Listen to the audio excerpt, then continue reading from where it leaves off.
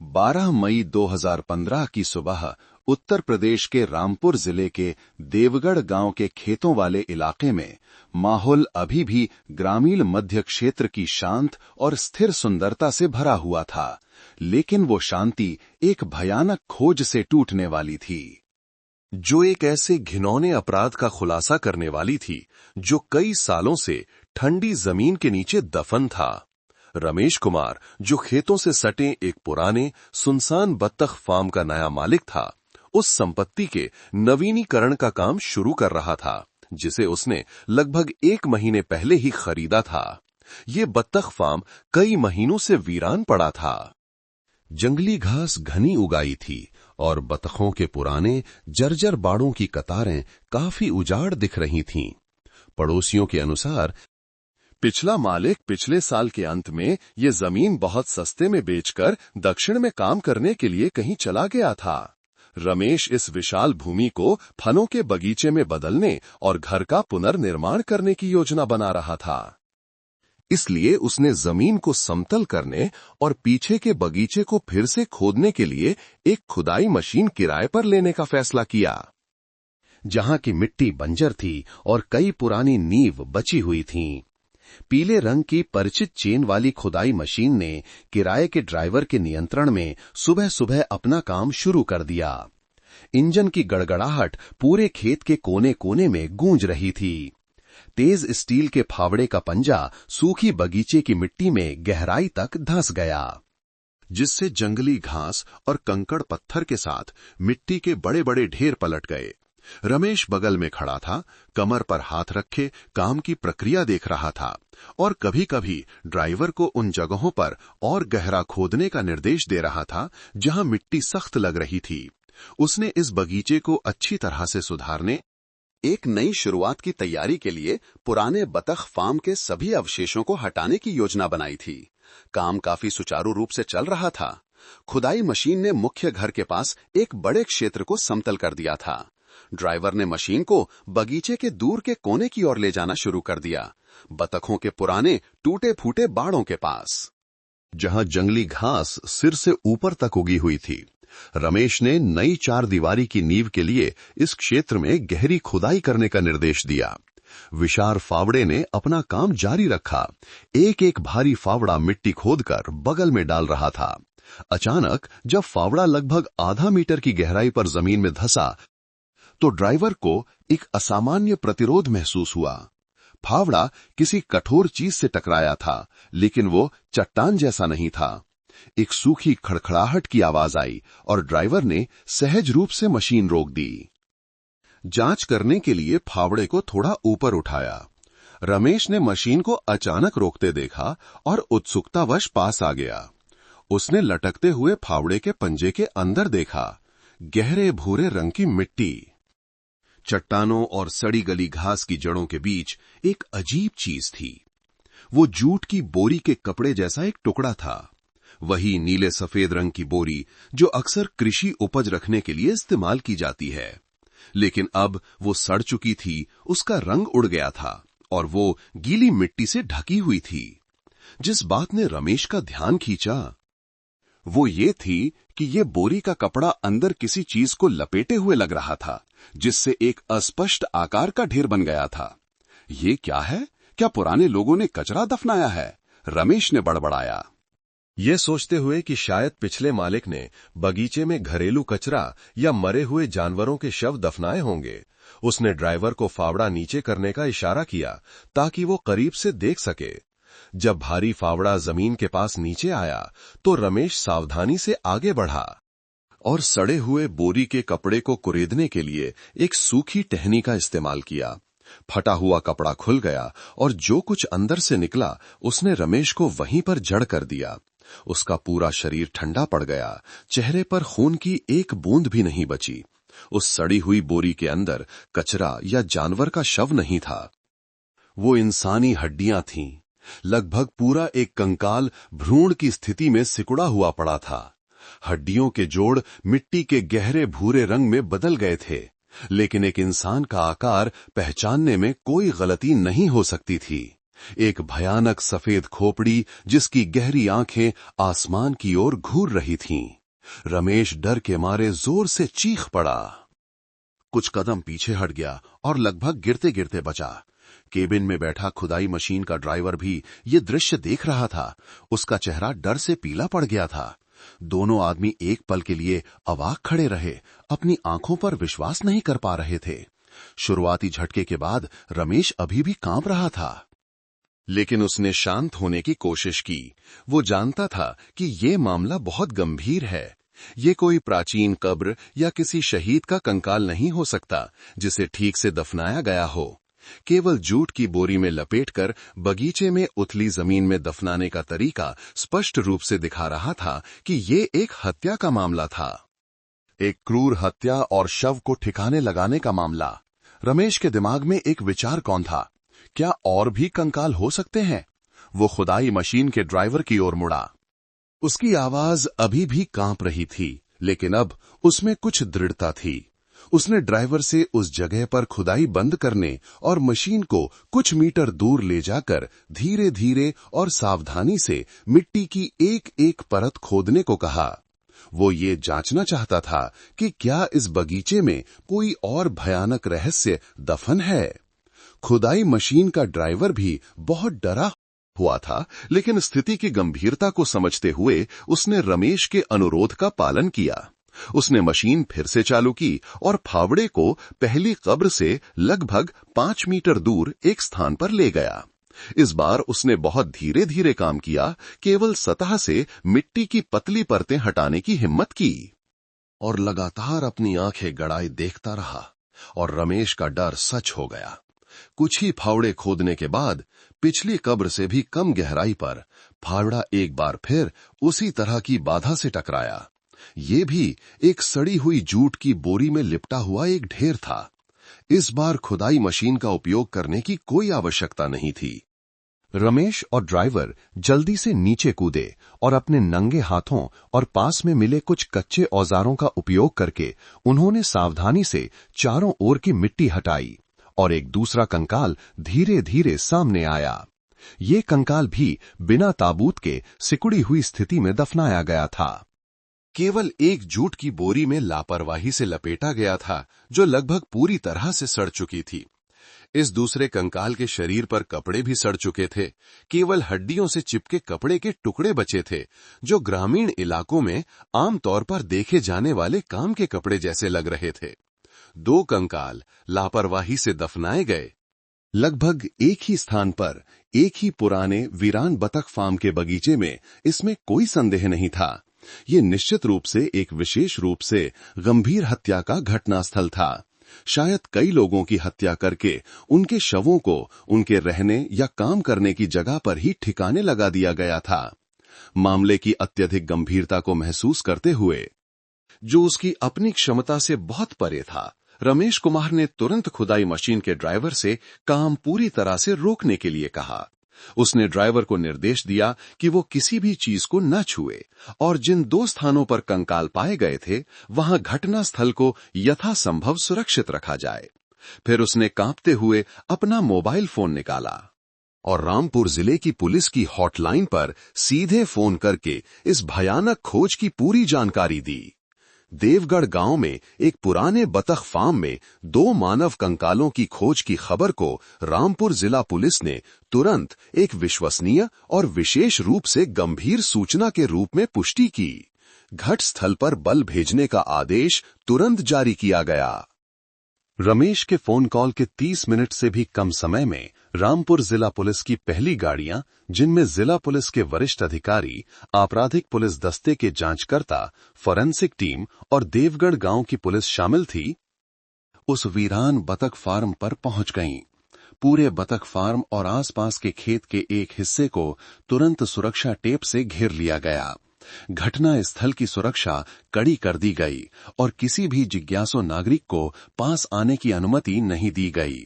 रामपुर जिला पुलिस के वरिष्ठ अधिकारी ने सीधे प्रारंभिक जांच का निर्देशन किया। घटना स्थल पर रामपुर जिला लोक अभियोजक के प्रतिनिधि की उपस्थिति में फॉरेंसिक और तकनीकी अधिकारियों ने 2 कंकालों की खोज वाले स्थानों पर सावधानीपूर्वक खुदाई की। 2 मानव कंकाल, एक पुरुष और एक महिला या दोनों एक ही लिंग के, ये तुरंत निर्धारित नहीं किया जा सका। उन्हें जमीन से बाहर निकाला गया। जैसा कि रमेश ने बताया था, दोनों कंकाल बिना किसी ताबूत या किसी अन्य सामान के सिकुड़ी हुई स्थिति में दफनाए गए थे। केवल बाहर से जूट की बोरी के टुकड़ों में लापरवाही से लपेटे हुए थे, जो समय के साथ सड़ गए थे।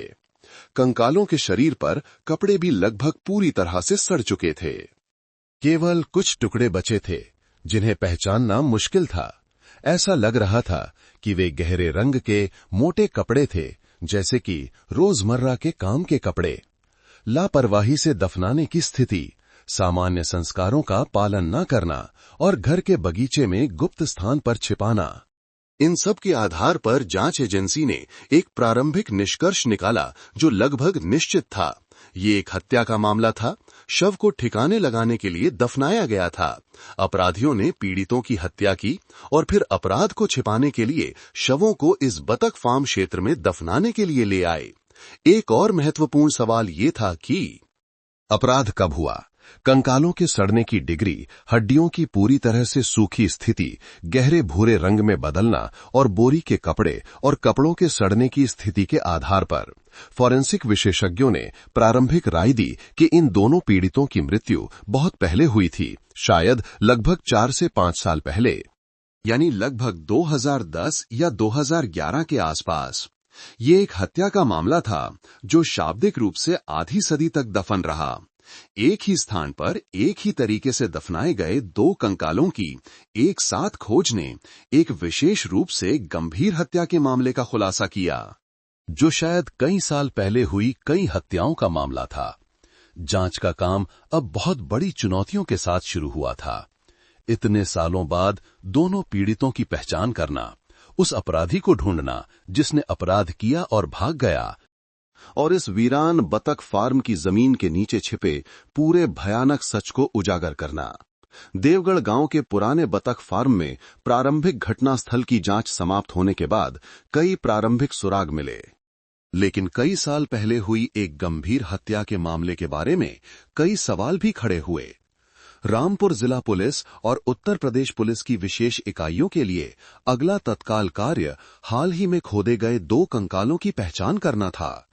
ये एक महत्वपूर्ण कदम था, एक कुंजी जो इस दोहरे हत्याकांड के कारण मकसद और असली अपराधी की गहरी जांच का दरवाजा खोल सकती थी। दोनों कंकालों को सावधानी से इकट्ठा करने के बाद बची हुई हर हड्डी के टुकड़े को चिपके हुए कपड़े के टुकड़ों और सड़ी हुई बोरी के साथ सावधानी से सील कर दिया गया और विस्तृत जांच के लिए तुरंत उत्तर प्रदेश फॉरेंसिक विज्ञान केंद्र भेज दिया गया। यहां अनुभवी फोरेंसिक परीक्षकों और आपराधिक मानव विज्ञान विशेषज्ञों द्वारा 2 सूखे कंकालों में छिपे रहस्य धीरे धीरे सामने आने लगे।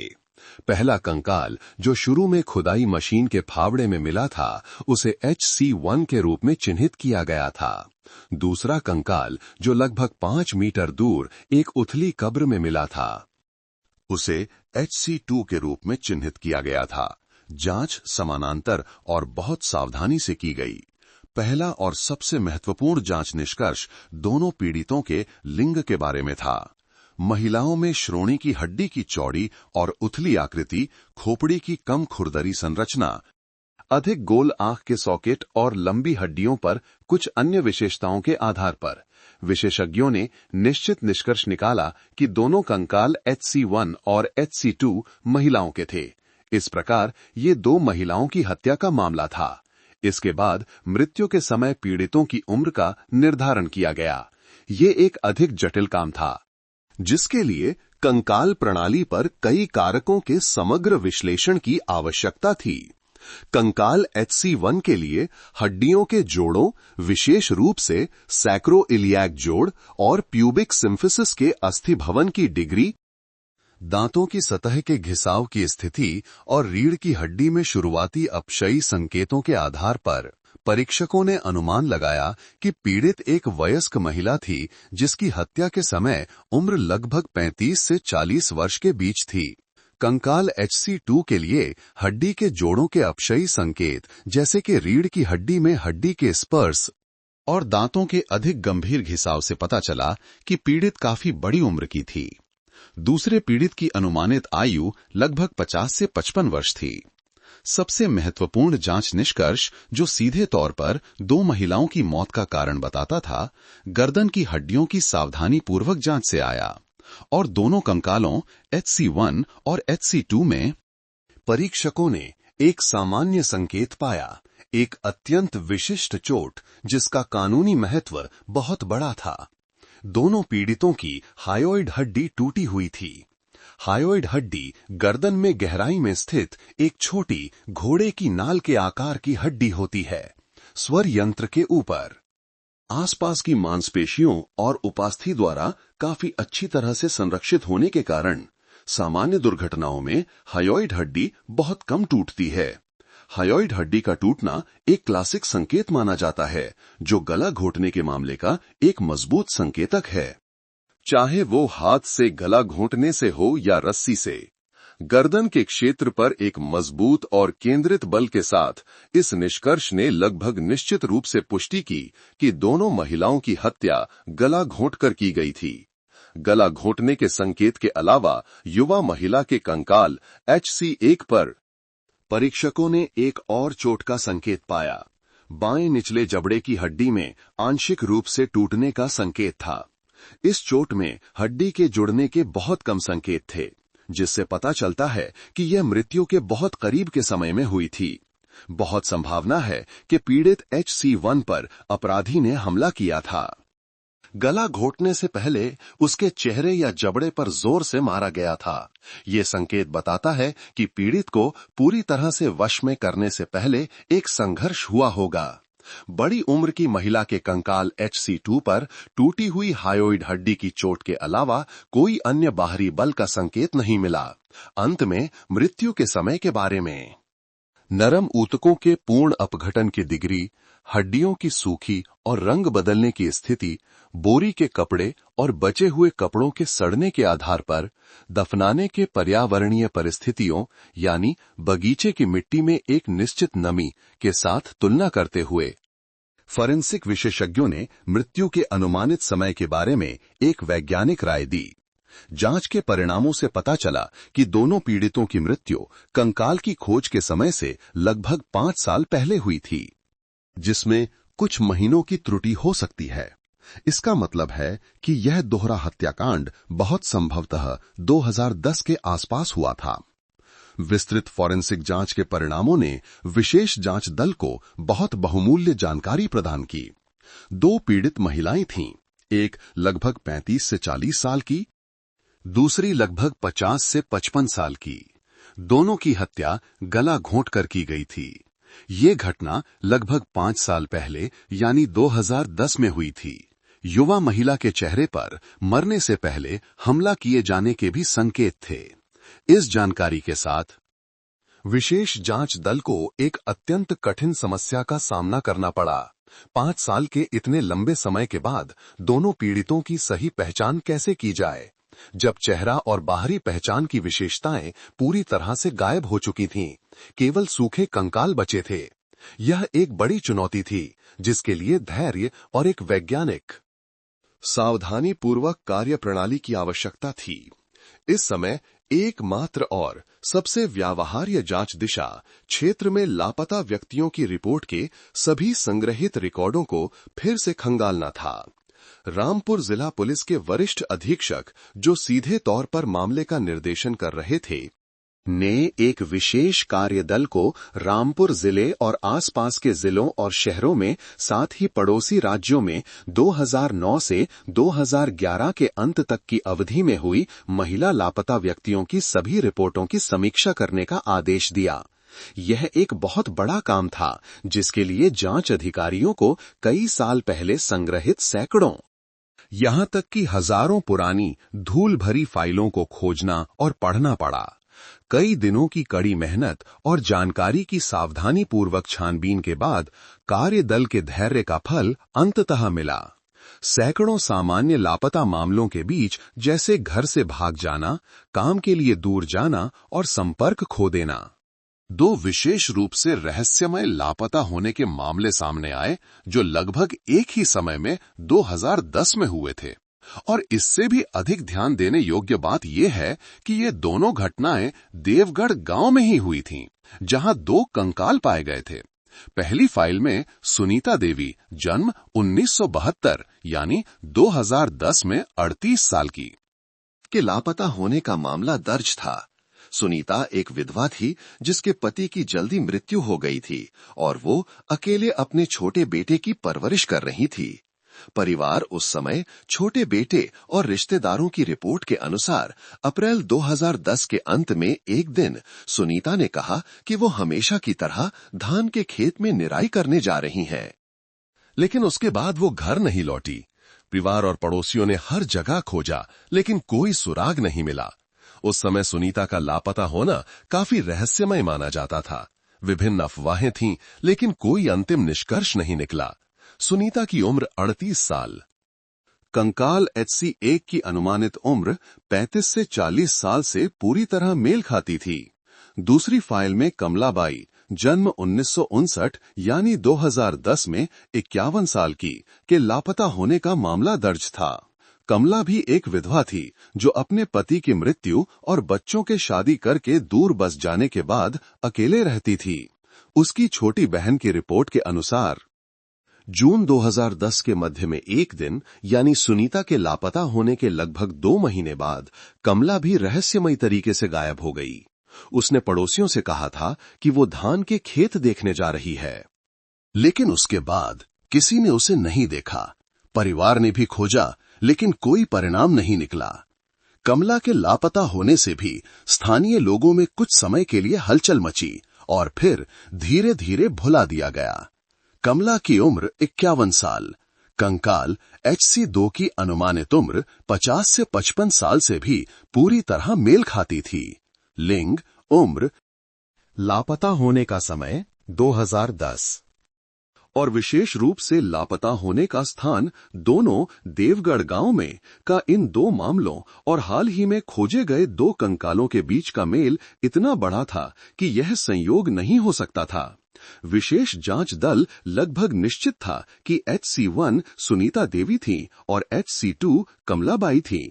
एक और महत्वपूर्ण विवरण ने इस धारणा को और मजबूत किया।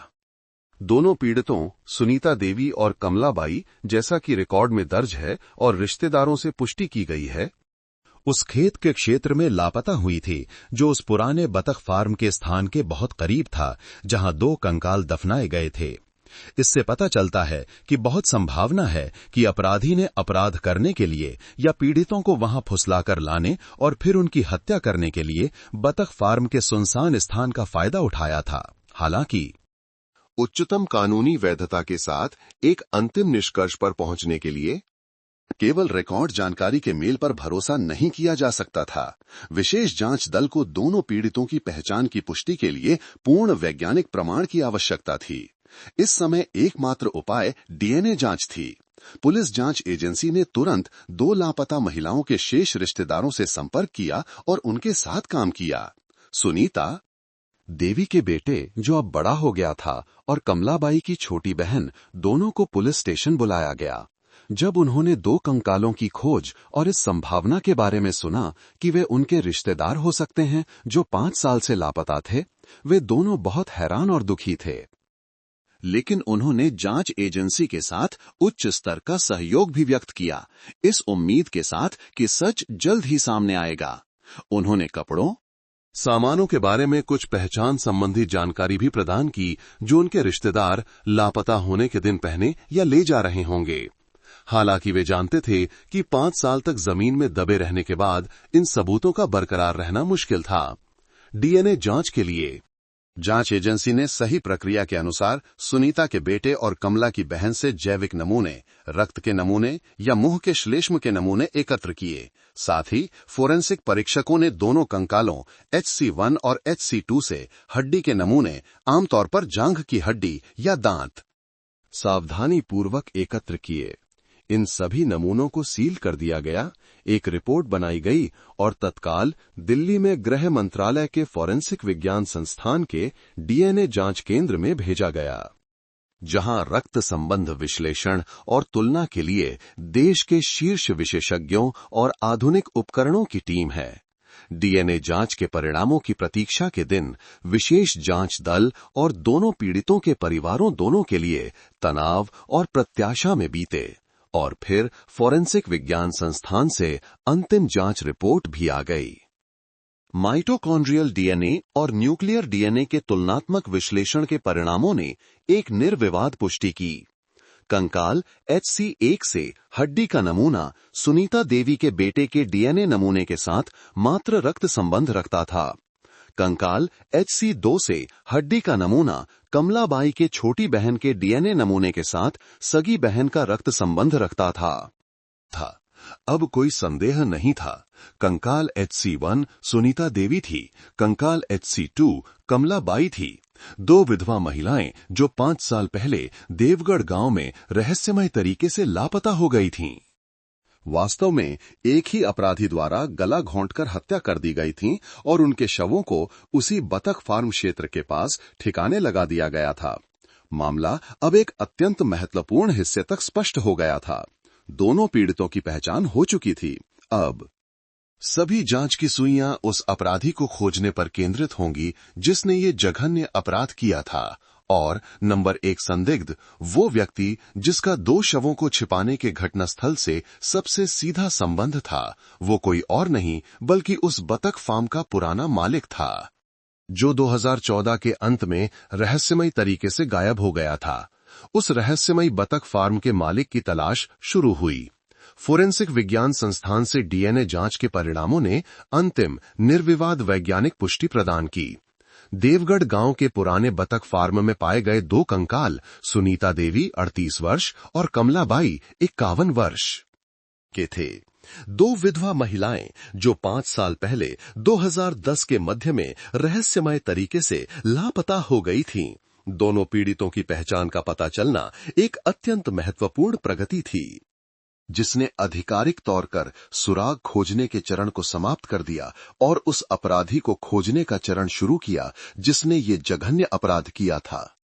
पीड़ितों की जानकारी स्पष्ट होने और फोरेंसिक निष्कर्ष के साथ कि मौत का कारण गला घोंटना था और अपराध का अनुमानित समय 2010 था, उत्तर प्रदेश पुलिस और रामपुर जिला पुलिस की विशेष जांच दल की सभी जांच की सुइयां तुरंत एक ही संदिग्ध पर केंद्रित हो गईं। वो व्यक्ति जिसका 2 शवों को छिपाने के घटनास्थल से सबसे सीधा और स्पष्ट संबंध था। हत्याकांड के समय उस बतख फार्म का मालिक और प्रबंधक। बतख फार्म के पूर्व मालिक के बारे में जानकारी का सत्यापन देवगढ़ गांव में संग्रहित भूमि रिकॉर्ड और स्थानीय पुराने निवासियों, विशेष रूप से उन लोगों के बयानों के माध्यम से तत्काल किया गया जिनकी कृषि भूमि बतख फार्म क्षेत्र के पास थी। नंबर 1 संदिग्ध की पहचान जल्दी हो गई। वो था सुरेश यादव, जन्म 1972, जो लगभग 2008 से 2014 के अंत तक उस फार्म का मालिक था और सीधे तौर पर बतख पालन का प्रबंधन करता था। जिस समय दोनों पीड़ित सुनीता और कमला 2010 में लापता हुई थीं, वो पूरी तरह से उस अवधि के भीतर आता है जब सुरेश वहां रह रहा था और काम कर रहा था। 2 कंकालों को फार्म के बगीचे में ही छिपाने का स्थान इस पूर्व मालिक पर संदेह को और बढ़ा देता है। सुरेश यादव का चित्र आपराधिक जांचकर्ताओं द्वारा पुराने पड़ोसियों और अतीत में उसके साथ व्यापार करने वाले लोगों से जानकारी एकत्र करके विस्तार से तैयार किया जाने लगा। जो तस्वीर सामने आई वो बहुत अच्छी नहीं थी। सुरेश को एक औसत कद, धूप से झुलसी सांवली त्वचा और एक कठोर, असभ्य और काफी हिंसक स्वभाव वाले व्यक्ति के रूप में वर्णित किया गया था। उसने बहुत पहले अपनी पत्नी को तलाक दे दिया था। पत्नी उसके अस्थिर स्वभाव और हिंसक आदतों को सहन नहीं कर सकी और अपने मायके दूसरे राज्य में चली गई, जिससे उसे अपने इकलौते बेटे की परवरिश का अधिकार मिल गया। लेकिन बाद में बेटा भी अपनी मां के पास चला गया। सुनसान बतख फार्म में अकेले रहते हुए सुरेश और भी बिगड़ गया। वो पूरे क्षेत्र में एक पक्के शराबी के रूप में प्रसिद्ध था। लगभग हर दिन नशे में धुत रहता था और जब भी वो नशे में होता, सुरेश का स्वभाव और भी हिंसक हो जाता। वो अक्सर छोटी छोटी बातों पर आसपास के लोगों से झगड़ा करता था। केवल कठोर, हिंसक और शराबी ही नहीं, सुरेश यादव को एक छेड़छाड़ करने वाले व्यक्ति के रूप में भी जाना जाता था, जो पड़ोस की महिलाओं के प्रति अशोभनीय व्यवहार करता था। कई लोगों ने बताया कि सुरेश अक्सर अपने बतख फार्म के पास से गुजरने वाली, खेत में काम करने वाली महिलाओं, विशेष रूप से अकेली या कमजोर परिस्थितियों वाली महिलाओं के प्रति अश्लील टिप्पणी करता था। कुछ लोगों ने तो यह भी दावा किया कि उन्होंने सुरेश को कुछ महिलाओं के साथ छेड़छाड़ करते, हाथ लगाते देखा था। लेकिन उसके हिंसक स्वभाव और सुनसान स्थान के कारण किसी ने भी इस मामले को बड़ा बनाने की हिम्मत नहीं की। सुरेश की ये चारित्रिक विशेषता, कठोर, हिंसक, शराबी और महिलाओं को यौन रूप से परेशान करने की प्रवृत्ति, एक ऐसे व्यक्ति की परिकल्पना के साथ पूरी तरह से मेल खाती है जो दो विधवा महिलाओं की क्रूरता से हत्या कर सकता है। एक और महत्वपूर्ण विवरण जो स्पष्ट हुआ वो सुरेश यादव के जाने की प्रक्रिया के बारे में था। जांचकर्ताओं ने निर्धारित किया कि 2010 के मध्य में दो पीड़ितों सुनीता देवी और कमला बारी के लापता होने के समय के बाद, जिसे उस समय स्थानीय लोगों और गांव प्रशासन ने केवल रहस्यमय लापता होने के रूप में दर्ज किया था, जो शायद डूबने या कहीं दूर चले जाने के कारण हुआ हो। सुरेश यादव कई और वर्षों तक उस फार्म पर रहता और बतख पालता रहा, जिसमें कोई असामान्य या भय का संकेत नहीं था। ये अपराधी की कठोरता और अपराध को छिपाने की भयानक क्षमता को दर्शाता है।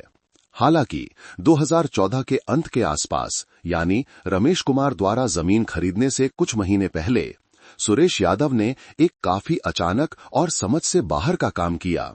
उसने अचानक पूरे फार्म को, जिसमें घर, बाड़े और विशाल बगीचा शामिल था, उस समय के वास्तविक मूल्य से बहुत कम कीमत पर बेच दिया। जब पड़ोसियों ने कारण पूछा तो सुरेश ने केवल लापरवाही से जवाब दिया कि बतख पालन में पिछले कुछ सालों से लगातार नुकसान हो रहा है, बीमारियां, कर्ज का बोझ बढ़ रहा है और वो निराश होकर कहीं और काम करने जाना चाहता है। विशेष रूप से उसने दक्षिण में जाकर अपनी किस्मत आजमाने और अधिक विकसित आर्थिक क्षेत्रों में एक नया अवसर खोजने की योजना बनाई थी। इतने सालों तक इस जमीन से जुड़े रहने के बाद अचानक संपत्ति को औने पौने दाम पर बेचना और चले जाना एक असामान्य संकेत था। ये इस बात से संबंधित हो सकता है कि वह असुरक्षित महसूस कर रहा था या अपने द्वारा किए गए अपराध से संबंधित सभी निशानों को पूरी तरह से मिटाना चाहता था। एक दलाल को फार्म बेचने के बाद, जिसने बाद में इसे रमेश को बेच दिया, सुरेश यादव स्थानीय क्षेत्र से पूरी तरह से गायब हो गया। कोई नहीं जानता था कि वो वास्तव में कहां गया, क्या किया। उसने कोई संपर्क पता नहीं छोड़ा और न ही किसी को दक्षिण में अपनी किस्मत आजमाने की यात्रा के बारे में, अपने विशिष्ट गंतव्य के बारे में सूचित किया। 2014 के अंत से सुरेश यादव जैसे देवगढ़ गांव से हवा में गायब हो गया था। एकत्र की गई सभी जानकारी के साथ शवों को दफनाने के घटनास्थल से सीधा संबंध, पीड़ितों के लापता होने के समय के साथ रहने की अवधि का मेल, कठोर, हिंसक, शराबी स्वभाव, महिलाओं पर हमला करने की प्रवृत्ति और संदिग्ध रूप से संपत्ति बेचकर भाग जाना, सुरेश यादव इस क्रूर दोहरे हत्याकांड का नंबर 1 लगभग एकमात्र संदिग्ध बन गया। उत्तर प्रदेश पुलिस की विशेष जांच दल ने तुरंत हत्या के आरोप में एक आपराधिक मामला शुरू करने का फैसला किया। साथ ही सुरेश यादव के खिलाफ एक विशेष राष्ट्रव्यापी वांछित नोटिस जारी किया। वांछित नोटिस, जिसमें पहचान की तस्वीरें, भले ही वे संग्रहित रिकॉर्ड से पुरानी थीं, विस्तृत व्यक्तिगत विवरण और संदिग्ध के फिंगरप्रिंट थे, देश भर के सभी राज्यों और शहरों की पुलिस को तत्काल भेजे गए, विशेष रूप से दक्षिणी राज्यों में, जहां सुरेश ने कहा था कि वो अपनी किस्मत आजमाने जाएगा। हालांकि 2015 में सुरेश यादव को पकड़ने का काम उस समय के सामाजिक प्रबंधन और सूचना प्रौद्योगिकी के संदर्भ में बहुत बड़ी कठिनाइयों का सामना कर रहा था। सबसे मुख्य मुद्दा जनसंख्या और निवास डेटा के प्रबंधन प्रणाली में था। 2015 में जनसंख्या पर राष्ट्रीय डेटाबेस प्रणाली अभी भी अपने प्रारंभिक निर्माण चरण में थी, पूरी तरह से विकसित नहीं हुई थी और बाद की तरह राष्ट्रव्यापी रूप से मजबूती से जुड़ी नहीं थी। जनसंख्या, घरेलू पंजीकरण, अस्थायी निवास और अनुपस्थिति का प्रबंधन अभी भी प्रत्येक इलाके में मैन्युअल तरीकों, रजिस्टरों पर बहुत अधिक निर्भर था, जिससे विभिन्न राज्यों और शहरों के बीच जनसंख्या की आवाजाही को नियंत्रित करने में कई सीमाएं थीं। सुरेश यादव, जो पहले से ही भागने और अपने निशान मिटाने का इरादा रखता था, इन खामियों का पूरी तरह से फायदा उठा सकता था। बहुत संभावना है कि उसने एक नई जगह पर आने पर अपने असली नाम का इस्तेमाल नहीं किया होगा। वो नकली पहचान पत्र बना सकता था या अस्थायी निवास के लिए पंजीकरण करते समय, यदि उसने पंजीकरण किया हो, एक नकली नाम का उपयोग कर सकता था, या बस बिना किसी कागजात के एक खानाबदोश स्वतंत्र मजदूर के रूप में रह सकता था। इसके अलावा सुरेश ने वित्तीय निशान छोड़ने में भी बहुत सतर्कता दिखाई। उसने बैंक खाते का उपयोग नहीं किया। सभी खरीद और बिक्री लेन देन, जिसमें फार्म की बिक्री भी शामिल थी, नकद में किए गए थे। उसने नियमित रूप से मोबाइल फोन का भी उपयोग नहीं किया, या शायद पुराने सिम को फेंककर बिना पंजीकरण वाले सिम का उपयोग किया हो। सबसे बड़ी कठिनाई यह थी कि सुरेश ने जानबूझकर अतीत से सभी संपर्क पूरी तरह से काट दिए थे। सुरेश यादव के मूल गांव, जो उत्तर प्रदेश के एक अन्य जिले में था, में एक विशेष कार्यदल भेजा गया ताकि उसके शेष रिश्तेदारों से जानकारी का सत्यापन किया जा सके। परिणाम बहुत उत्साहजनक नहीं थे। सुरेश के सगे भाइयों ने पुष्टि की कि वो बहुत पहले रामपुर में काम करने के लिए गांव छोड़ गया था और घर पर बहुत कम संपर्क करता था। अपनी पत्नी को तलाक देने और बतख फार्म में अकेले रहने के बाद संपर्क और भी कम हो गया था।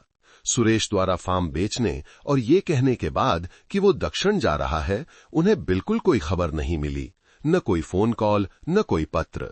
सुरेश की पूर्व पत्नी, जो अब पुनर्विवाह कर चुकी थी और दूसरे राज्य में रह रही थी, ने भी इसी तरह की बात की पुष्टि की।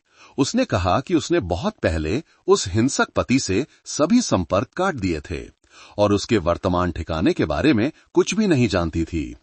ऐसा लगता है कि सुरेश यादव ने अपने भागने की योजना बहुत सावधानी से बनाई थी। उसने अपने नए छिपने की जगह तक ले जाने वाले सभी निशानों को मिटा दिया था। वो एक भूत की तरह गायब हो गया। अपने गृहनगर, परिवार, पुराने दोस्तों के साथ संपर्क का एक भी धागा नहीं छोड़ा। सुरेश यादव के ठिकाने का पता लगाने का काम गतिरोध में पड़ गया। दक्षिणी राज्यों में भेजे गए जांच दल, विशेष रूप से उन औद्योगिक केंद्रों में जहां उत्तर से कई स्वतंत्र मजदूर काम करने आते हैं, जैसे कि बेंगलुरु, चेन्नई, हैदराबाद, मुंबई, ने हजारों किराए के कमरों, निर्माण स्थलों की तलाशी ली, लेकिन कोई उत्साहजनक परिणाम नहीं मिला। सुरेश यादव जैसे इस दुनिया से पूरी तरह से गायब हो गया था।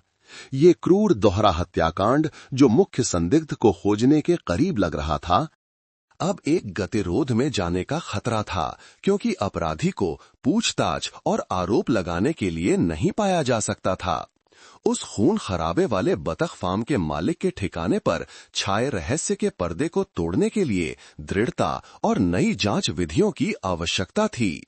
देवगढ़ गांव, रामपुर जिले के पुराने बतख फार्म में 2 कंकालों की खोज के बाद कई महीने बीत गए।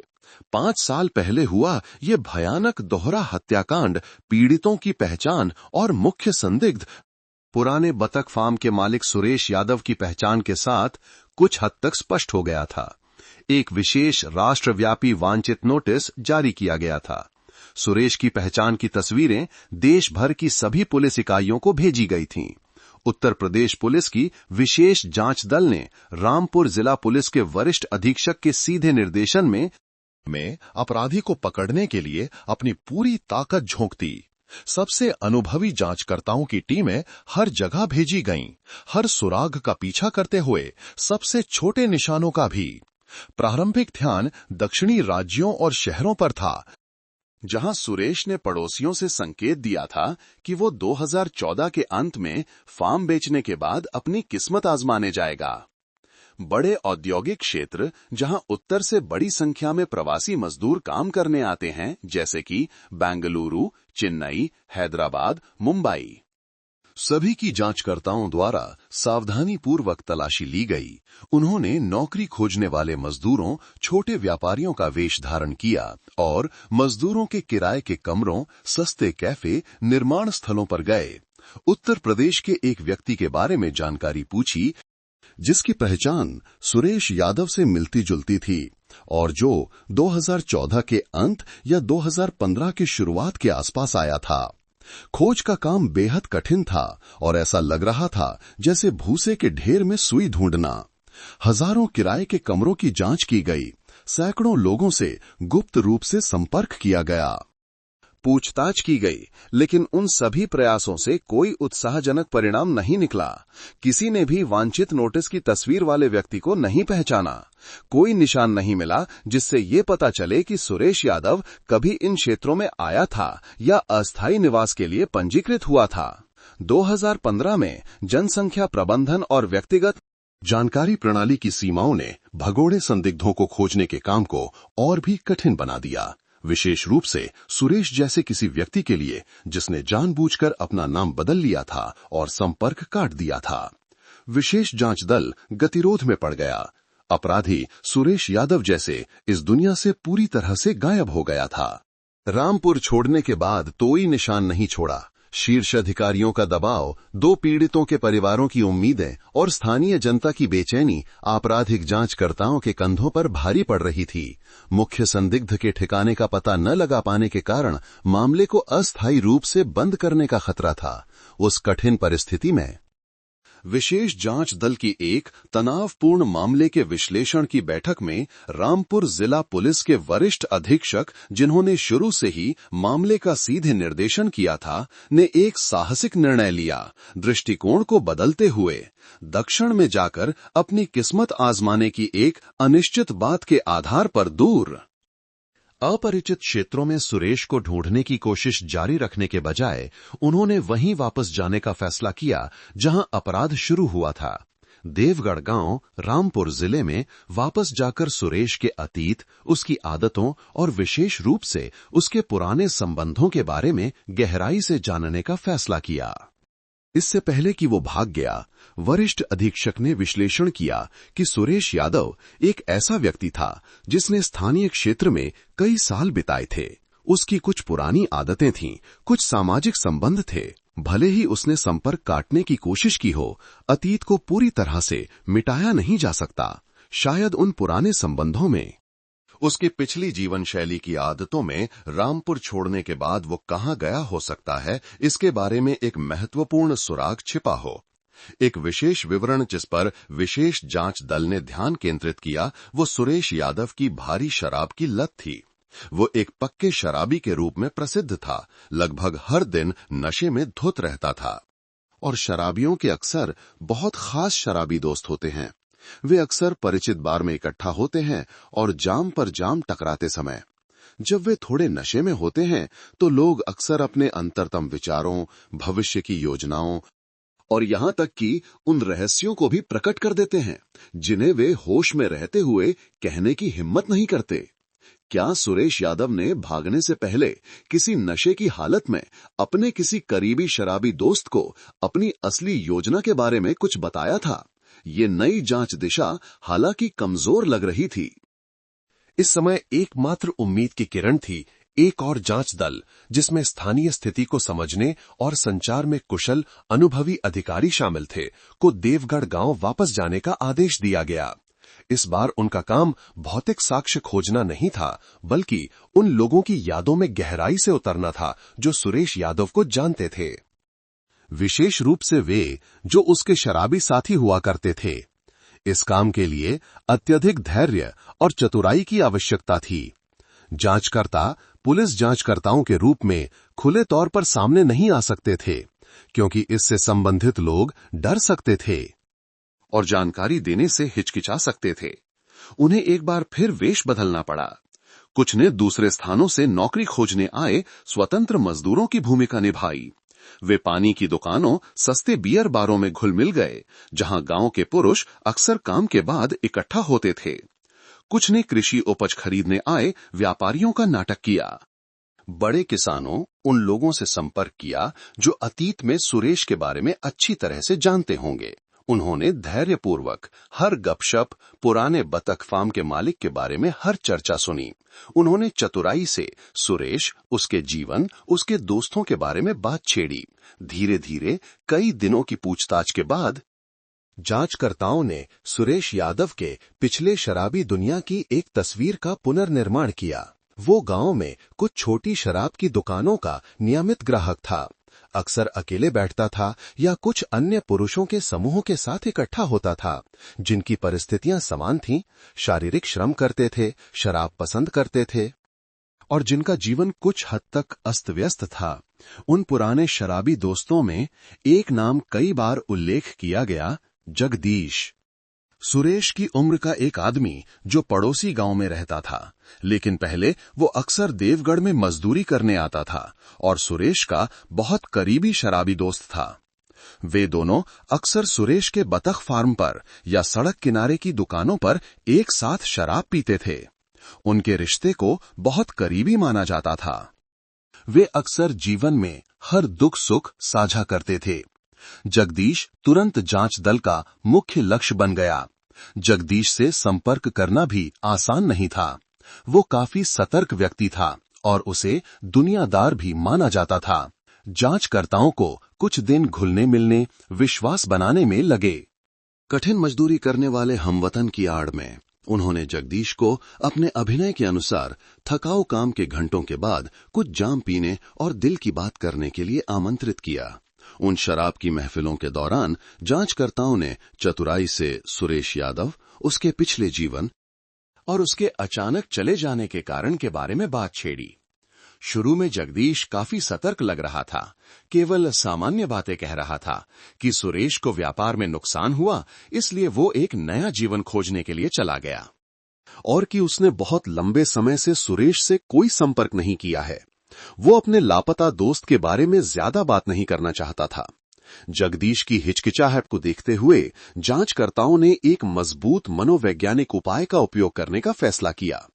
एक अधिक निजी बातचीत में जब केवल 2 लोग थे, एक जांचकर्ता ने सावधानी से सुरेश के पुराने बतख फार्म में पाए गए 2 कंकालों के भयानक मामले के बारे में कुछ सच्चाई का खुलासा किया।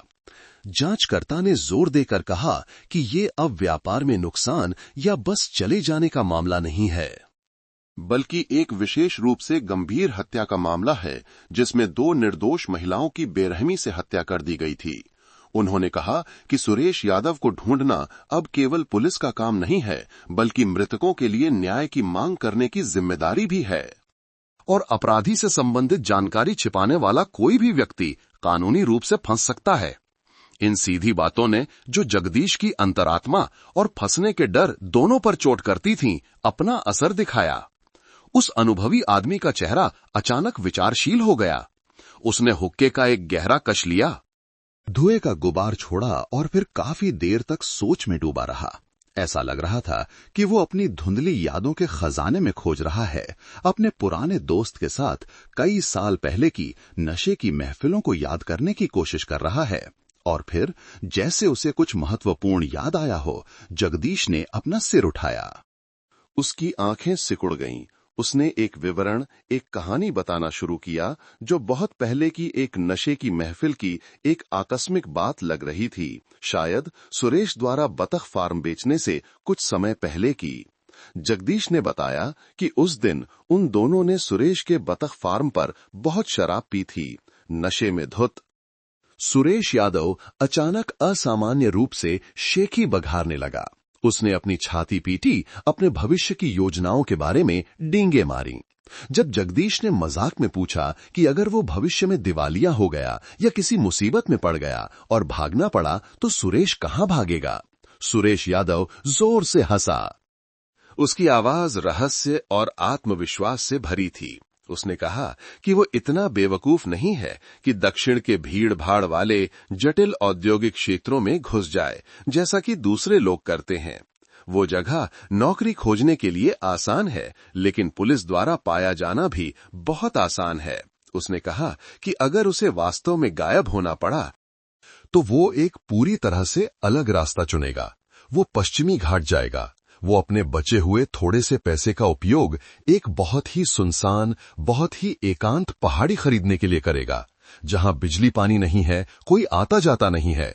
वो खुद जमीन साफ करेगा, खेत बनाएगा, कॉफी या रबर लगाएगा।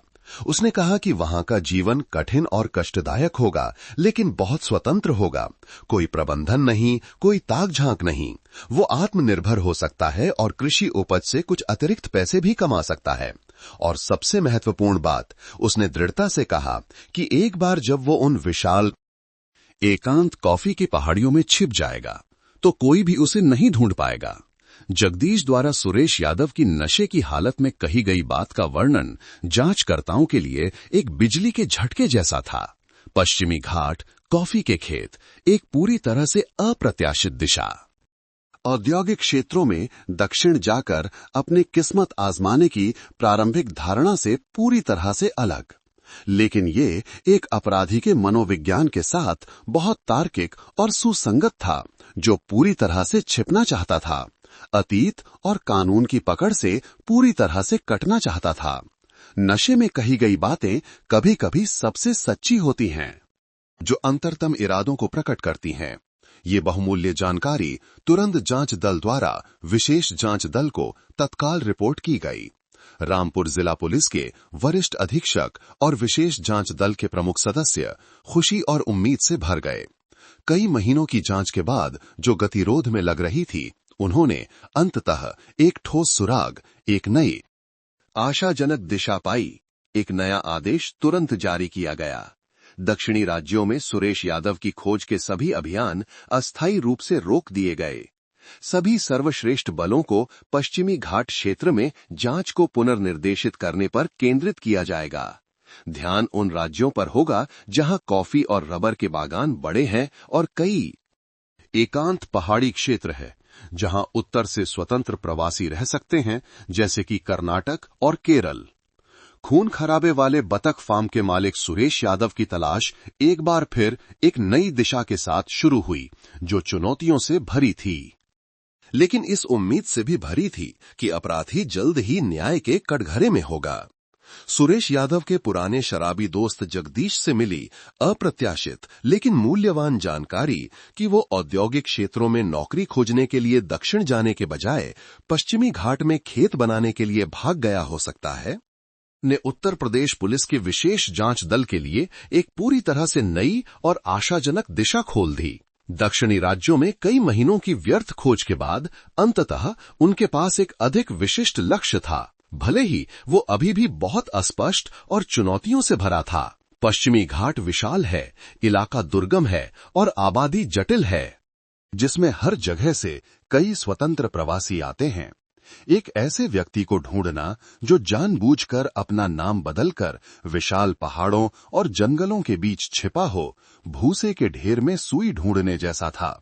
हालांकि अपराधी को हर कीमत पर न्याय के कटघरे में लाने के दृढ़ संकल्प के साथ विशेष जांच दल ने हिम्मत नहीं हारी। तुरंत एक नई गिरफ्तारी योजना विस्तार से और सावधानी से तैयार की गई। एक विशेष कार्यदल जिसमें सबसे प्रवीण अनुभवी आपराधिक जांचकर्ता शामिल थे, जिनके पास अच्छा स्वास्थ्य, कठिनाई सहने की क्षमता और स्वतंत्र रूप से काम करने का कौशल था, को उत्तर प्रदेश पुलिस के महानिदेशक द्वारा व्यक्तिगत रूप से चुना गया और कार्य सौंपा गया। इस कार्यदल को तुरंत पश्चिमी घाट के लिए रवाना होने का आदेश दिया गया।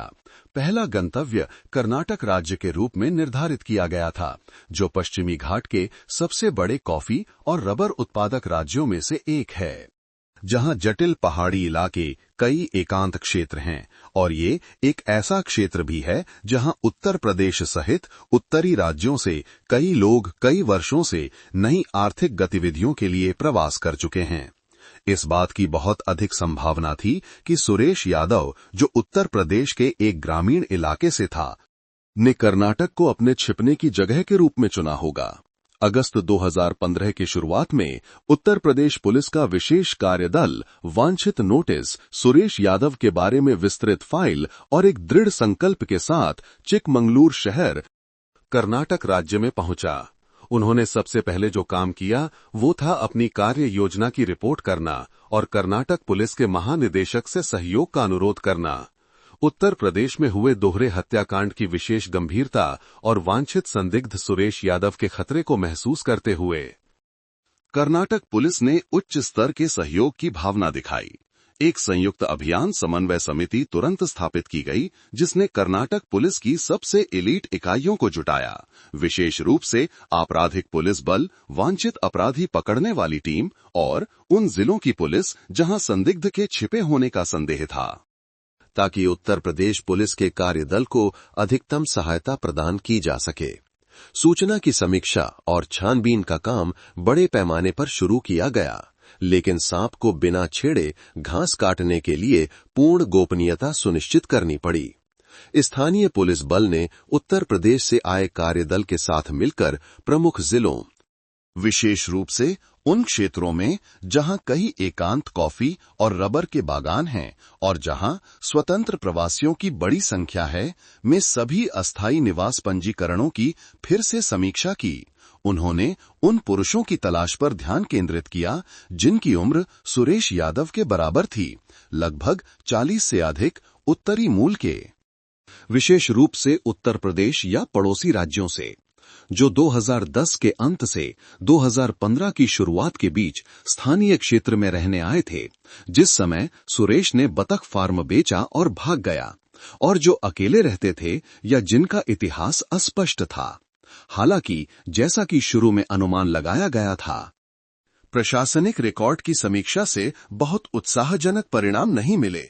सुरेश यादव, जो जानबूझकर छिपा हुआ था, ने लगभग निश्चित रूप से किसी भी कागजात के लिए पंजीकरण करने के लिए अपने असली नाम का इस्तेमाल नहीं किया था।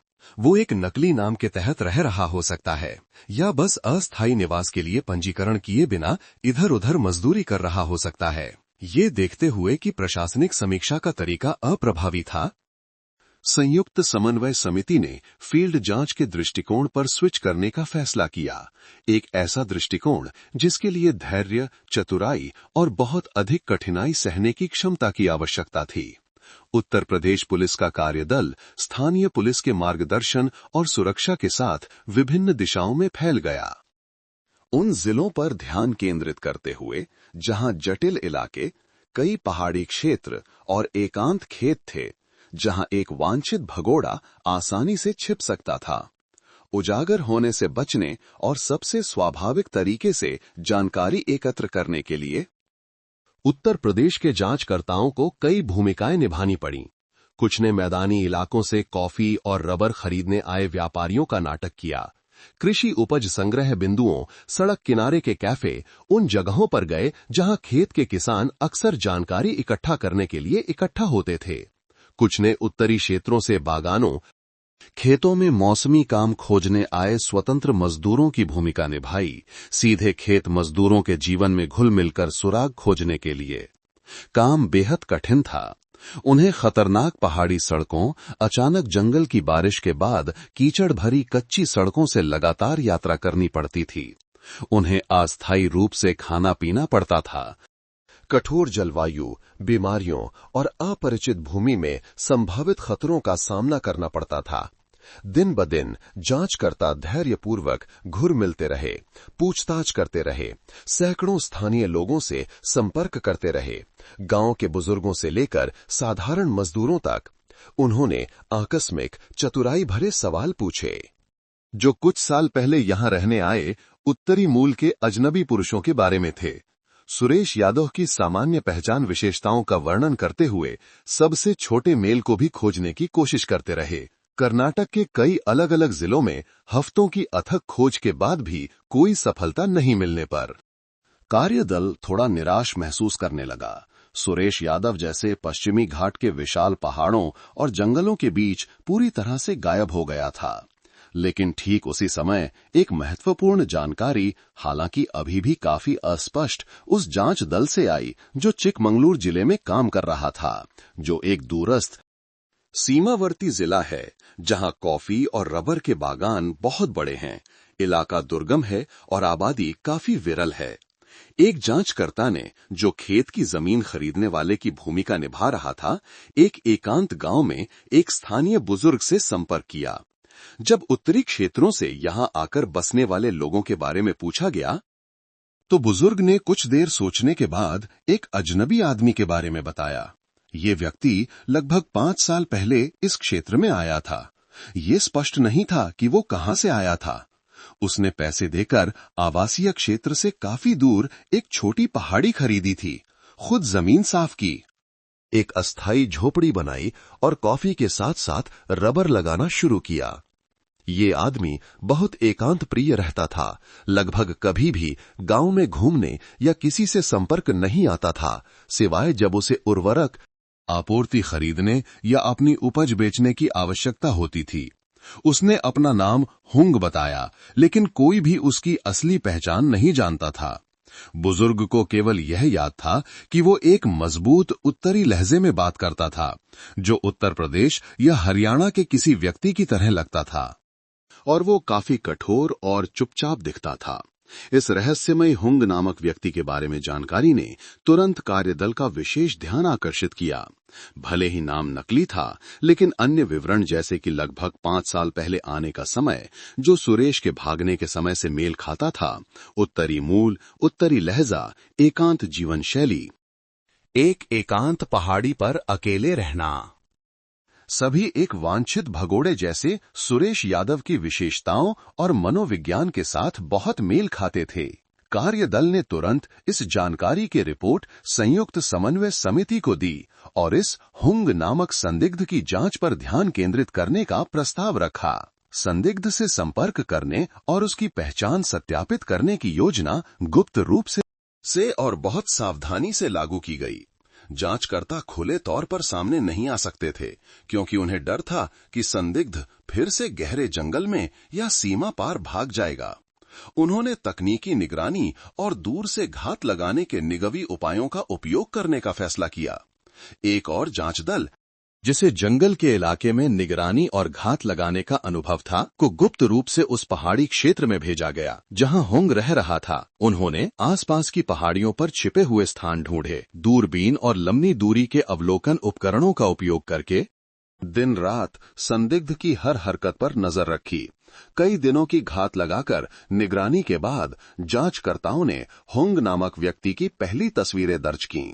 भले ही दूरी काफी थी, लेकिन औसत कद, थोड़ा पतला, धूप से झुलसी सांवली त्वचा और विशेष रूप से चेहरा, भले ही वो कई साल पहले ली गई वांछित तस्वीर की तुलना में अधिक बूढ़ा और दाढ़ी मूछ वाला था। सभी सुरेश यादव के साथ बहुत बड़ी समानताएं थीं। एकांत जीवन शैली, सुबह से शाम तक अकेले खेत पर काम करना, अपनी अस्थायी झोपड़ी से बहुत कम निकलना ने संदेह को और मजबूत किया। अधिक निश्चित पुष्टि के लिए विशेष जांच दल ने गुप्त रूप से संदिग्ध के फिंगरप्रिंट या डीएनए नमूने एकत्र करने का फैसला किया, ताकि मिलान किया जा सके। ये एक अत्यंत कठिन और खतरनाक काम था। जांचकर्ताओं को धैर्यपूर्वक अवसर की प्रतीक्षा करनी पड़ी। अंत में एक बार हुंग के पास के जिला बाजार में कॉफी बेचने और घरेलू सामान खरीदने के लिए जाने का फायदा उठाते हुए एक महिला जांचकर्ता ने चतुराई से संपर्क किया, टकराने और सामान गिराने का नाटक किया। एक ऐसी स्थिति बनाई जिससे संदिग्ध ने एक तैयार वस्तु, एक साफ प्लास्टिक की थैली को छुआ। उस प्लास्टिक की थैली पर छोड़े गए धुंधले फिंगरप्रिंट को तुरंत एकत्र किया गया और त्वरित जांच के लिए भेजा गया। बाद में भेजे गए फिंगरप्रिंट मिलान के परिणामों ने अंतिम पुष्टि प्रदान की। प्राप्त फिंगरप्रिंट वांछित रिकॉर्ड में सुरेश यादव के फिंगरप्रिंट से पूरी तरह मेल खाते थे। चिकमंगलूर में एक एकांत कॉफी की पहाड़ी पर छिपा हुआ हुंग नामक व्यक्ति वास्तव में वही खून खराबे वाला अपराधी था जिसने 5 साल पहले उत्तर प्रदेश में दोहरा हत्याकांड किया था। जब लक्ष्य की सही पहचान हो गई तो गिरफ्तारी की योजना संयुक्त समन्वय समिति द्वारा विस्तार से और सावधानी से तैयार की गई, जिसमें गोपनीयता, आश्चर्य और भाग लेने वाले बल के लिए पूर्ण सुरक्षा सुनिश्चित की गई। साथ ही संदिग्ध द्वारा प्रतिरोध करने या गहरे जंगल में भागने की संभावना को रोका गया। कार्रवाई का समय अगले दिन भोर में निर्धारित किया गया। इस समय का लाभ उठाते हुए जब संदिग्ध गहरी नींद में था और पश्चिमी घाट के पहाड़ों का घना कोहरा बल के दृष्टिकोण को सबसे अच्छी तरह से छिपाएगा, योजना के अनुसार सुबह लगभग 4 बजे जब रात का अंधेरा अभी भी छाया हुआ था और कोहरे ने रास्ते को ढक रखा था, कर्नाटक पुलिस और उत्तर प्रदेश पुलिस के कार्यदल के दर्जनों आपराधिक पुलिस और कमांडो ने गुप्त रूप से उस पहाड़ी को घेर लिया जहां सुरेश यादव छिपा हुआ था। सभी संभावित निकास मार्गों पर जांच दल तैनात थे। एक आक्रमण दल जिसमें सबसे ईनीक सैनिक शामिल थे जो सहायक उपकरणों से पूरी तरह सुसज्जित थे। चुपचाप सुरेश की अस्थायी झोपड़ी के पास पहुंचे। झोपड़ी का कमजोर दरवाजा तोड़ दिया गया। पुलिस बल अंदर घुस गया। सुरेश यादव, जो एक साधारण लकड़ी के बिस्तर पर गहरी नींद में सो रहा था, पूरी तरह से आश्चर्यचकित था। कोई भी प्रतिक्रिया करने का समय नहीं मिला। उसे जांचकर्ताओं ने फर्श पर गिरा दिया, काबू में कर लिया और पलक झपकते ही हथकड़ी लगा दी। गिरफ्तारी की कार्रवाई जल्दी, सटीक और पूरी तरह से सुरक्षित रूप से हुई। जब उसे सुबह की धुंधली रोशनी में बाहर लाया गया तो बड़ी संख्या में पुलिस बल का सामना करते हुए सुरेश यादव या हुंग पूरी तरह से स्तब्ध था।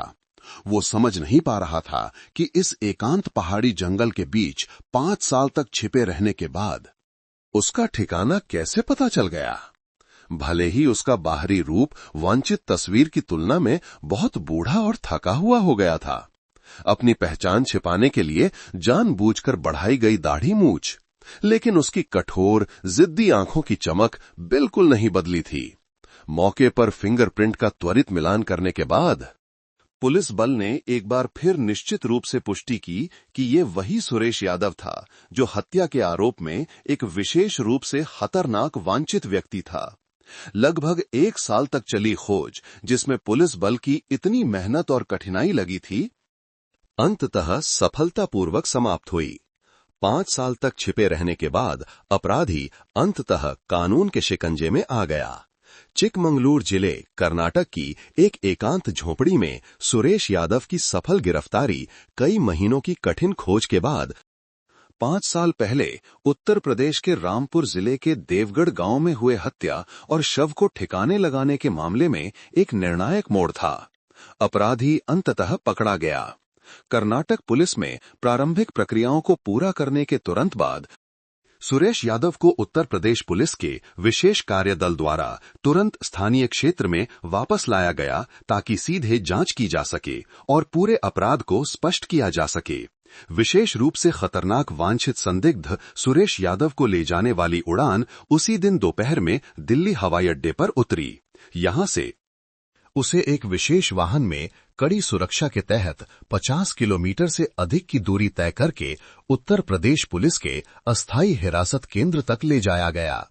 पूरी यात्रा के दौरान सुरेश काफी शांत, चुपचाप रहा, एक भी शब्द नहीं बोला। उसकी आंखें कार की खिड़की से बाहर एक अनिश्चित तरीके से देख रही थीं, जैसे कि वो अंदर की जटिल भावनाओं को छिपाने की कोशिश कर रहा हो या जो कुछ भी उसका सामना करने वाला था उसके लिए योजना बना रहा हो। उत्तर प्रदेश पुलिस की जांच एजेंसी के पूछताछ कक्ष में आधिकारिक पूछताछ शुरू हुई। सुरेश यादव के सामने अब विशेष जांच दल के सबसे अनुभवी जांचकर्ता थे, जिन्होंने पिछले कई महीनों में उसके अपराध के हर निशान को खोजा था। उन्होंने मामले की पूरी फाइल, फोरेंसिक जांच के परिणाम, 2 कंकाल, वांछित नोटिस और अन्य संबंधित सबूतों के साथ बहुत सावधानी से तैयारी की थी।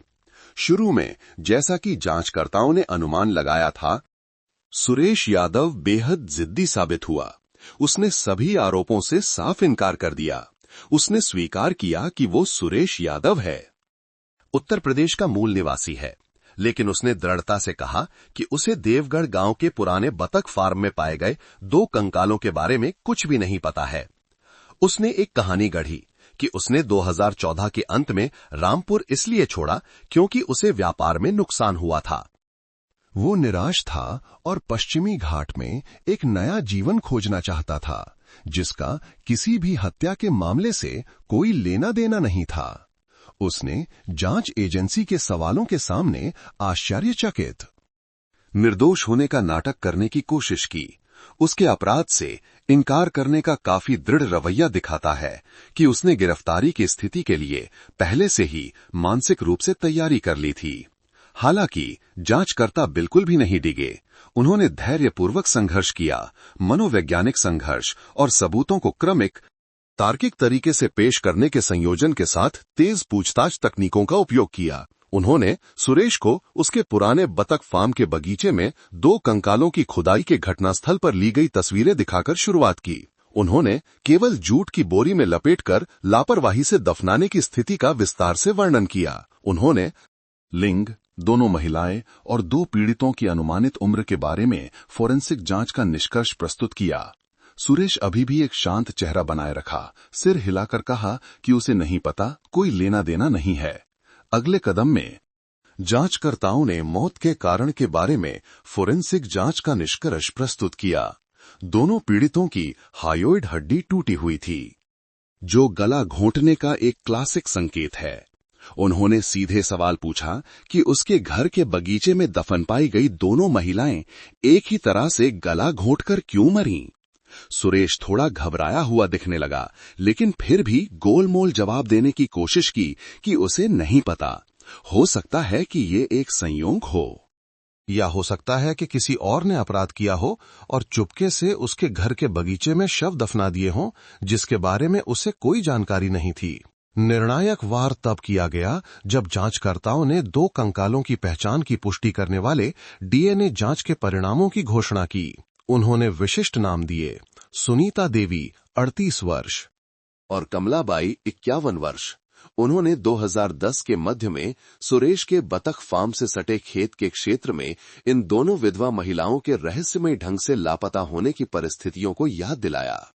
उन्होंने सवाल पूछा कि एक ही समय में एक ही स्थान पर उसके बतख फार्म के पास लापता हुई दोनों महिलाएं उसके घर के बगीचे में दफन क्यों पाई गईं और दोनों की मौत गला घोंटने से क्यों हुई। ये अतार्किक हद तक लगातार संयोगों को संयोग या दूसरों पर दोष मढ़कर नहीं समझाया जा सकता था। अकाट्य वैज्ञानिक सबूतों का सामना करते हुए, विशेष रूप से जब दोनों पीड़ितों के विशिष्ट नाम पुकारे गए, सुरेश यादव ने 5 साल के भगोड़े जीवन के दौरान जो मनोवैज्ञानिक रक्षा दीवार बनाई थी, वो गंभीर रूप से टूटने लगी। उसका चेहरा पीला पड़ गया, उसके होंठ कांप रहे थे, लेकिन वो एक शब्द भी नहीं बोल पा रहा था। वो जानता था कि अब अपराध से इनकार करने के सभी प्रयास व्यर्थ हो गए हैं। उसका अपराध उजागर हो गया है।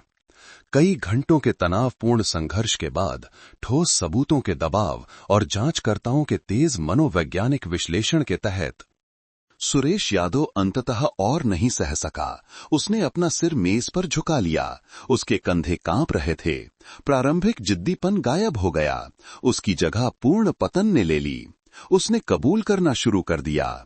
सुरेश यादव का बयान शुरू में हिचकिचाहट भरा, टूटा हुआ था, लेकिन जैसे जैसे उसने सच्चाई का सामना करना स्वीकार किया, वो और अधिक स्पष्ट होता गया।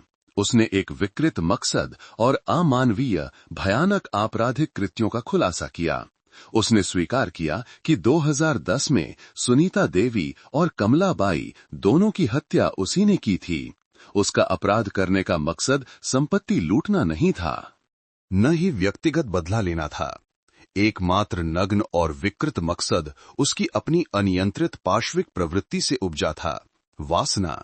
सुरेश ने कबूल किया कि अपनी पत्नी को तलाक देने और सुनसान बतख फार्म में अकेले रहने के बाद से वो अक्सर अकेला और निराश महसूस करता था, विशेष रूप से शारीरिक जरूरतों के मामले में।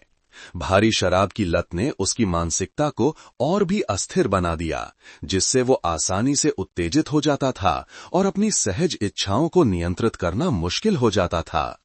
जब भी वो नशे में होता, यौन संबंध बनाने की इच्छा उसके अंदर प्रबल हो जाती थी।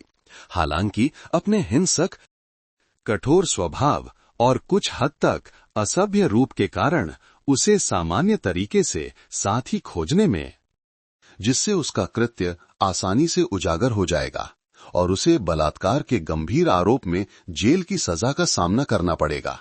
इसलिए उसके दिमाग में एक अंधकारमय, विकृत विचार बना, जो कमजोर महिलाओं को निशाना बनाता था, जिन्हें वो मानता था कि वे कम विरोध करेंगी और अगर कुछ हो गया तो ये कम ध्यान आकर्षित करेगा, कम गहन जांच होगी। उसका लक्ष्य गांव में अकेली रहने वाली विधवाएं थीं।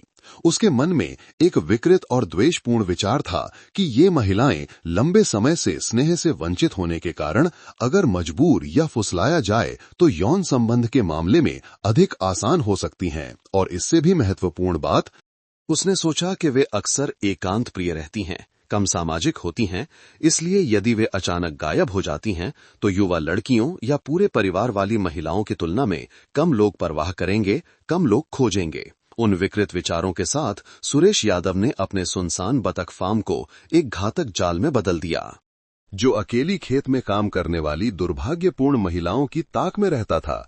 और उस जाल में गिरने वाली पहली शिकार सुनीता देवी थी, 38 वर्षीय विधवा महिला।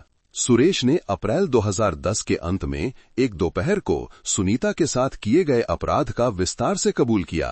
उस दिन सुरेश ने सुबह से ही काफी शराब पी रखी थी। दोपहर के आसपास जब वो बतख फार्म के बरामदे में बैठा था, उसने सुनीता को अकेले खेत से पैदल घर आते देखा। उसके कंधे पर अभी भी एक छोटी कुदाल थी। गांव तक जाने वाला कच्चा रास्ता उसके बतख फार्म की बाड़ के ठीक बगल से गुजरता था। सुनीता को अकेले देखकर, और वो एक विधवा थी जिसमें कुछ सुंदरता थी, सुरेश के अंदर की पाशविकता तुरंत जाग गई। उसने उसे अंदर फंसलाने की एक योजना बनाई। उसने सुनीता का नाम जोर से पुकारा, दोस्ताना होने का नाटक किया। जब सुनीता रुकी, आश्चर्य से देखते हुए, सुरेश ने तुरंत एक कहानी गढ़ी। उसने कहा कि उसने अभी अभी झुंड में एक बड़ा मोटा नर बतख पकड़ा है और वो उसे मारकर शराब के साथ खाने की सोच रहा है, लेकिन वो अकेले बतख को पकड़कर उसका गला नहीं काट सकता। उसने सुनीता से कुछ देर के लिए बतख को पकड़ने में मदद करने के लिए कहा और काम हो जाने के बाद वो उसे कुछ बतख के अंग खाने के लिए देगा। सुनीता देवी, जो एक दयालु, ईमानदार व्यक्ति थी, और सुरेश को एक ही गांव का व्यक्ति देखकर भले ही उसकी प्रतिष्ठा अच्छी न हो, लेकिन उसने कभी किसी को कोई नुकसान नहीं पहुंचाया था, इसलिए उसने थोड़ा भी संदेह नहीं किया। उसने खुशी खुशी अपने पड़ोसी की मदद करने की पेशकश स्वीकार कर ली। उसने अपनी कुदाल बाड़ पर टिका दी और बतख फार्म के आंगन में चली गई। सुरेश उसे पीछे बतख के बाड़े की ओर ले गया, जहां उसने पहले से ही एक बतख और एक छोटी रस्सी तैयार रखी थी। सुरेश ने बतख सुनीता को दिया और उससे झुककर अपने दोनों हाथों से बतख के पंख और पैर कसकर पकड़ने के लिए कहा, ताकि वो आसानी से उसका गला काट सके। ठीक उसी क्षण जब सुनीता सबसे कम सतर्क थी, नीचे झुकी हुई थी, उसका पूरा ध्यान छटपटाते बतख को कसकर पकड़ने पर था। सुरेश यादव ने ठंडे दिमाग से पीछे से हमला किया। उसने पहले से ही एक और मजबूत रस्सी का टुकड़ा तैयार रखा था। एक तेज और क्रूर हरकत के साथ उसने रस्सी को सुनीता की गर्दन के चारों ओर लपेटा और अपनी पूरी ताकत से कस दिया।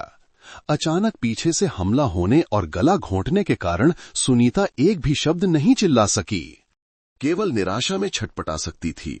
वो मजबूत आदमी, जो नशे में भी था, ने कोई दया नहीं दिखाई। उसने रस्सी को तब तक कसकर रखा जब तक सुनीता का शरीर ढीला नहीं पड़ गया, पूरी तरह से बेहोश हो गया। लेकिन सुरेश का अपराध यहीं नहीं रुका। पीड़ित को बेहोश करने या शायद मार डालने के बाद उसकी विकृत पाशविकता वास्तव में भड़क उठी।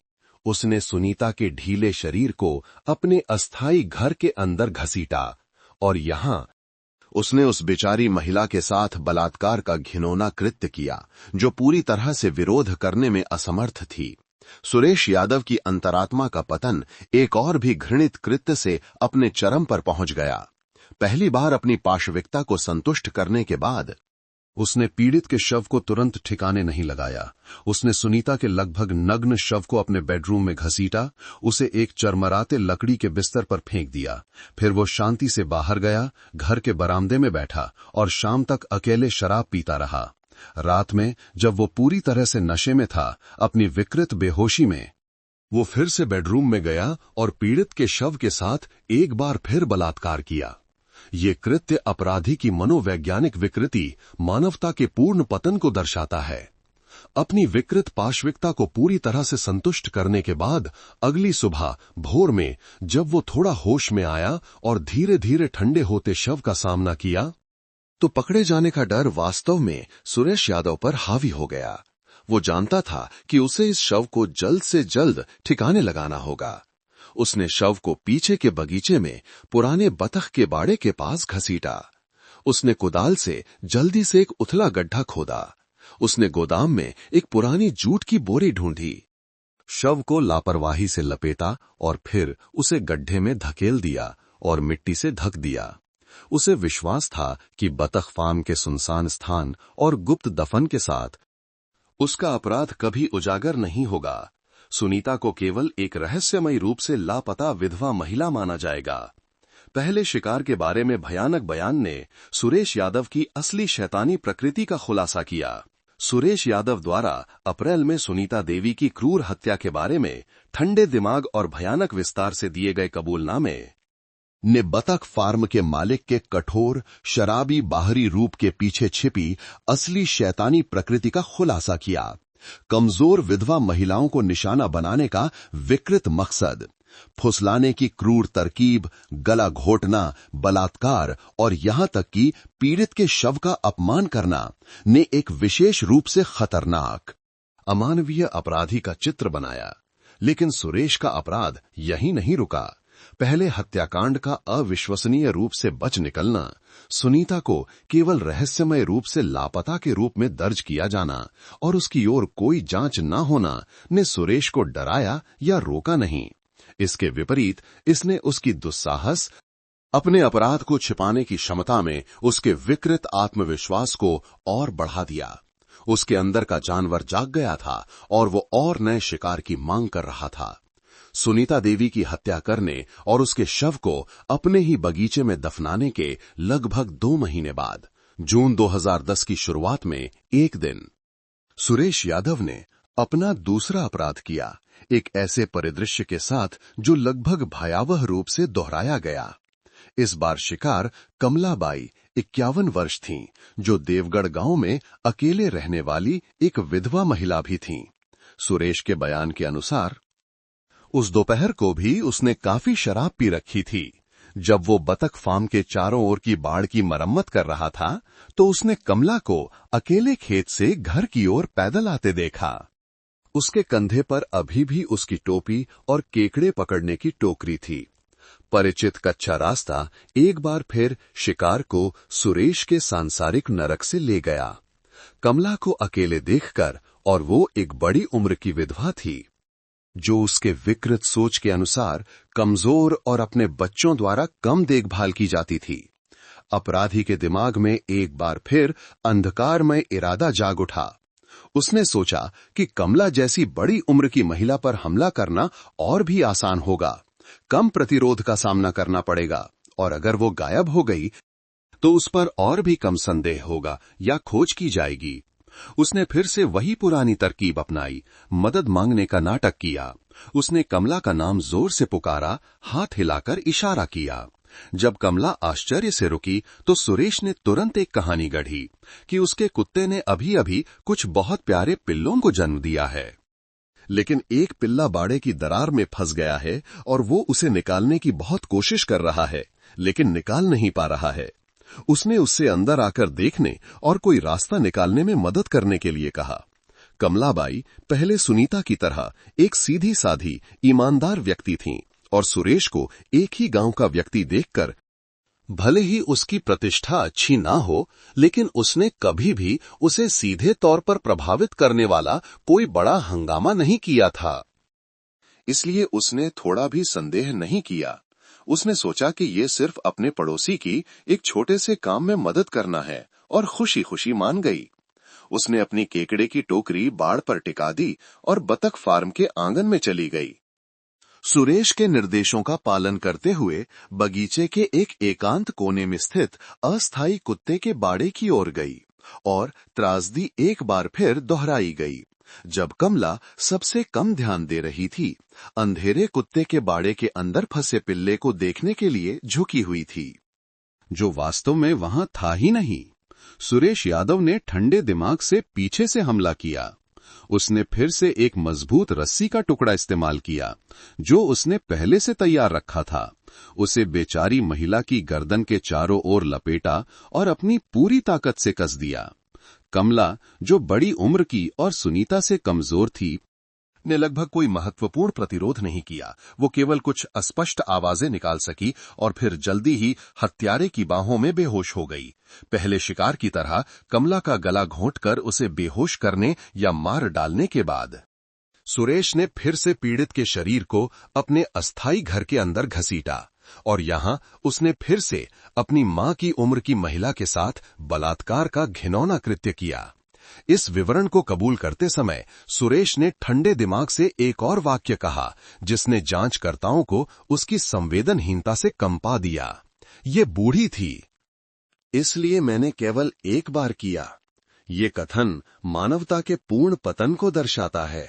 दूसरों के जीवन और सम्मान को घास फूस से ज्यादा कुछ नहीं समझना, केवल अपनी विकृत वासना को संतुष्ट करने का एक उपकरण।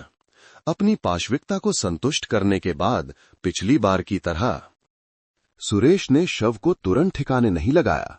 उसने कमला के शव को अगली सुबह भोर तक घर में ही रखा। फिर उसने शव को पीछे के बगीचे में घसीटा। सुनीता की कब्र से लगभग 5 मीटर दूर एक और स्थान ढूंढा। उसने फिर से कुदाल से जल्दी से एक और उथला गड्ढा खोदा। उसने एक और पुरानी जूट की बोरी ढूंढी, कमला के शव को लापरवाही से लपेटा और फिर उसे गड्ढे में धकेल दिया और मिट्टी से ढक दिया। 2 विधवा महिलाएं, 2 दुखद भाग्य अब बतख फार्म के बगीचे की ठंडी जमीन के नीचे एक साथ पड़ी थीं, जो उस खून खराबे वाले फार्म के मालिक के अपराध के साथ दफन भयानक रहस्य बन गईं। दूसरा अपराध करने के बाद सुरेश यादव अपनी छिपाने की क्षमता में और भी शांत और आत्मविश्वासी लग रहा था। कमलाबाई के लापता होने से भी स्थानीय लोगों में कुछ समय के लिए हलचल मची और फिर सुनीता के मामले की तरह ही भुला दिया गया। किसी ने भी सुरेश पर शक नहीं किया, कोई गहन जांच नहीं की गई। वो बतख फार्म पर अपना सामान्य जीवन जीता रहा। दिन में बतख चराता, रात में नशे में धुत रहता, जैसे कुछ हुआ ही न हो। वो उसी जमीन पर रहता था जहां उसने 2 शव दफनाए थे। हर दिन उन अन्यायपूर्ण कब्रों पर चलता था, बिना किसी पछतावे या डर के जो बाहर से दिखाई दे। वो जीवन लगभग 4 और वर्षों तक चला। 4 साल अपराध के साथ, अपने पैरों के नीचे दफन भयानक रहस्यों के साथ। बाहर से सुरेश अभी भी वही कठोर शराबी बतख फार्म का मालिक था, जिसमें कोई बदलाव नहीं था। लेकिन अंदर शायद अपराध का जुनून, एक दिन पकड़े जाने का डर धीरे धीरे उसकी विकृत आत्मा को खा रहा था। सुरेश ने कबूल किया कि बतख फार्म में रहने के अपने अंतिम वर्षों में उसने पड़ोस में भूतिया अफवाहें सुननी शुरू कर दी थीं। लोग कहते थे कि शांत देर रात में कभी कभी वीरान बतख फार्म की ओर से एक महिला के दुखद रोने की आवाजें आती थीं। वास्तव में ये शायद केवल पत्तियों के बीच से गुजरती हवा की आवाज या किसी रात के पक्षी की पुकार हो सकती थी। ये अफवाहें, भले ही केवल अंधविश्वास हों, ने सुरेश की दोषी मानसिकता पर गहरा प्रभाव डाला। वो वास्तव में बेचैन और भयभीत महसूस करने लगा।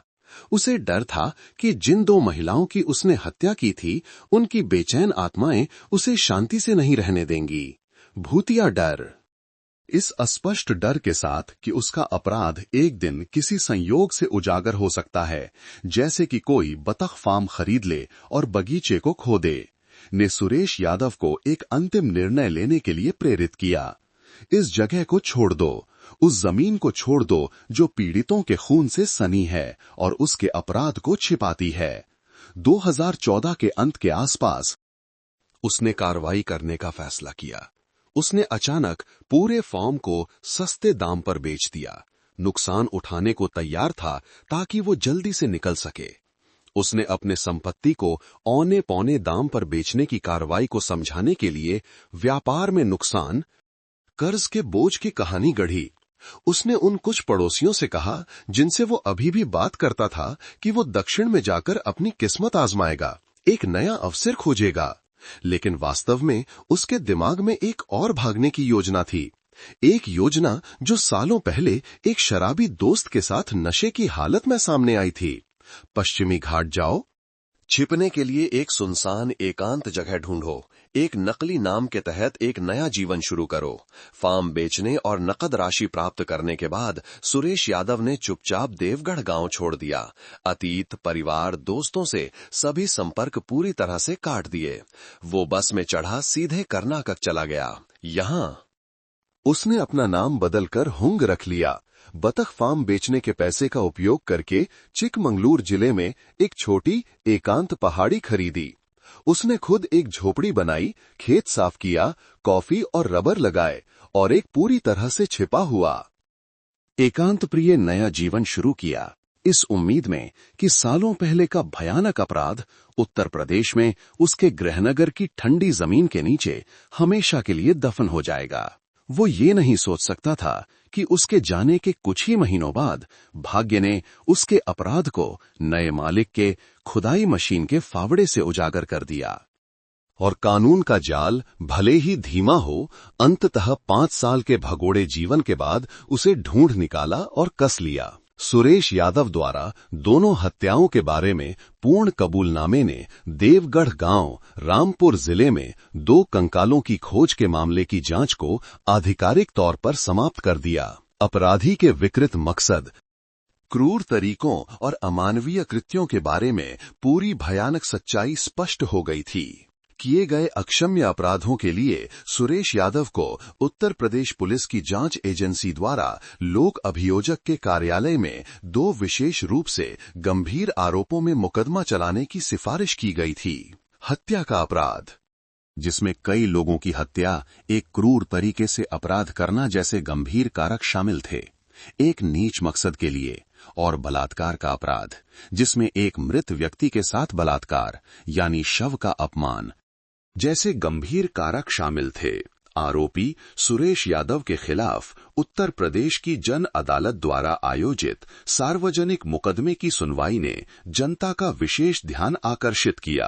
कटघरे में विचारक मंडली, लोक अभियोजक, वकील और 2 पीड़ितों सुनीता देवी और कमलाबाई के परिवारों का सामना करते हुए सुरेश यादव ने अपने सभी आपराधिक कृत्यों को स्वीकार करते हुए सिर झुका लिया।